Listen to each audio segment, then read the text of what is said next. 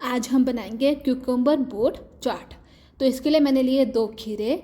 आप बड़े साइज़ के 2 खीरे ले लेना। फिर ली मैंने 1 कैरेट, उसी के साथ मैंने लिया 1 प्याज और साथ में मैंने इन सबको पहले चॉपर के अंदर चॉप कर दिया। पहले मैंने लिया 1 गाजर और उसको फिर मैंने पीसेस में, पहले मैंने इसको वॉश करा, फिर मैंने इसको पील किया, फिर मैंने इसको पीसेस में काट के इसको चॉपर के अंदर चॉप कर दिया और गाजर भी चॉप हो गई थी चॉपर के अंदर।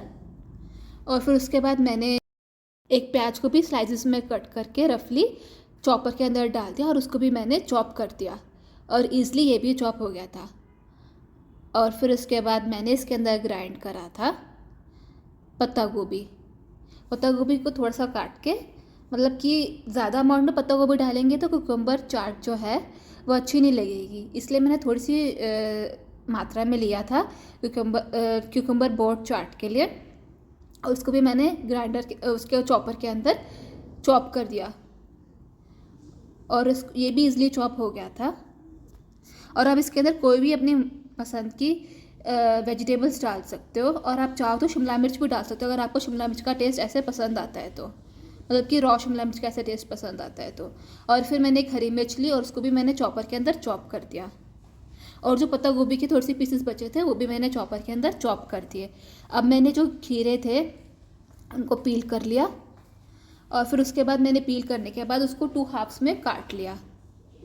और 2 हाफ्स में काटने के बाद जो इसके बीच का गूदा था, जो इसके अंदर सारा इसके बीच थे, सारा पल्प था, वो मैंने चम्मच की हेल्प से निकाल लिए। जैसे आप देख सकते हैं वीडियो के अंदर आराम से इसका सारा का सारा जो इसके बीज या पल्प है सारा निकल गया।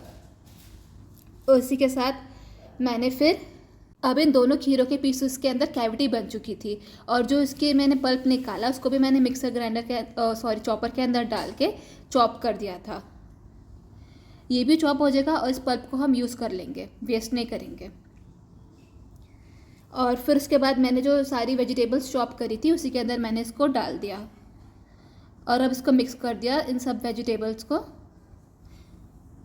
और फिर उसके बाद जो मैंने हॉलो करे थे, कैविटी बनाई थी 1 खीरे की 2 खीरे के पीसेस में, वो मैंने इसके अंदर वेजेस डाल दी एक एक करके मैंने फिल कर दिए वो खीरे। और ये बहुत ज़्यादा यमी, डिलीशियस, टेस्टी और रिफ्रेशिंग क्यूकम्बर बोट चाट है।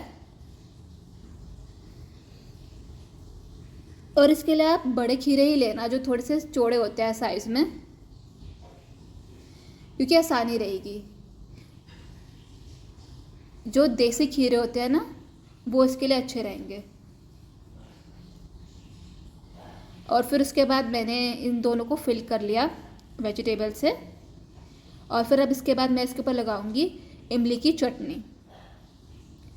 इमली की चटनी की जो रेसिपी है ऑलरेडी मेरे यूट्यूब चैनल पे अपलोडेड है, आप देख सकते हैं। ये होममेड इमली की चटनी है।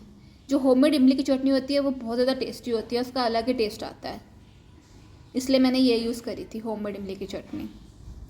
और फिर इसके बाद इस पर मैं डालूँगी पोमेग्रेनेट के सीड्स, अनार के सीड्स डालेंगे इसके ऊपर। और उससे पहले इसके ऊपर लगाएंगे काला नमक स्प्रिंकल करेंगे इसके अंदर 1 चुटकी। और अब इसके ऊपर लगाएंगे